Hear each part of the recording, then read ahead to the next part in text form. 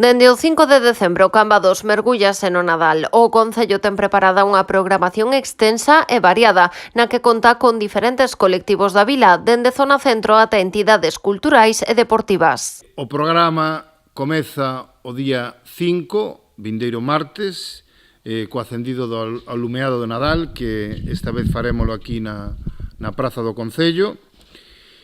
E a partir do día 5, pois de maneira ininterrumpida ata Reis, pois hai actividades todos os días. No Parque de Torrado a acción comezará o 6 de decembro. Haberá actuacións infantís, obradoiros e concertos, e do 15 ao 17 acollerá a 10ª xornada de viños escumosos Rías Baixas. Tamén será o escenario do Mercado de Nadal do 8 ao 10 de decembro. Teremos un total de 12 postos, todos pois con temática navideña, cada un que o seu, dedicado ao que vende na súa tenda, pero todo orientado ao Nadal. Este ano tamén vamos a ter 2 postos pequeniños de coles, do Cole Magariños e do Príncipe Felipe, onde os rapaces elaboran pois tamén cousiñas navideñas pois para vender, para poder recadar fondos pois para as excursións ou para o que precisen. Na praza de Fefiñáns, o día 15, inaugurarase a aldea de Nadal. O Concello garda en segredo cal será a temática deste ano. No 2022 estivo centrada no marisqueo. Tamén vai colaborar, e isto sí tamén é unha novedade por primeira vez,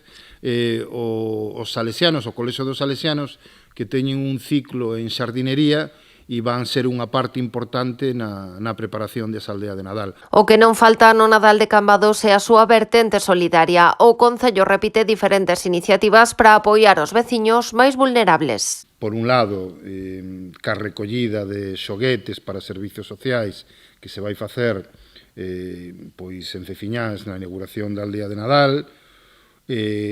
Por outra banda, tamén ca comida solidaria que se organiza en Noiteboa, ca colaboración de distintas empresas e restaurantes de Cambados, onde se vai cociñar precisamente para as familias en situación vulnerable, inscritas nos servicios sociais de Cambados. Despois tamén a propia carreira San Silvestre, o día 31 tamén hai recollida de alimentos. Outra das novidades este 2023 é o maior peso que ten na programación o Salón José Peña, que permite celebrar diferentes actividades sen preocuparse polo tempo.